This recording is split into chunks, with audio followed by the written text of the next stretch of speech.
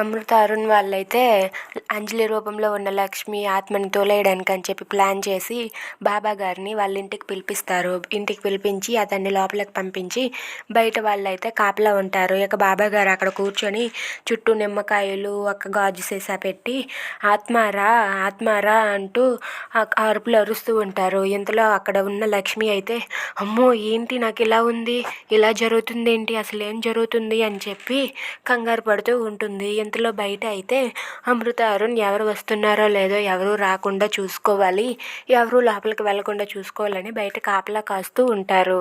ఇక అక్కడ ఉన్న లక్ష్మి అయితే ఏదో జరుగుతుంది, ఇప్పుడు నాకు ఏదో జరుగుతుందని చెప్పి కంగారు పడుతూ ఉంటుంది. ఆ బాబా అయితే రా ఆత్మ రా, వచ్చి ఇందులో బందీ అవ్వు అంటూ అరుస్తూ ఉంటాడు.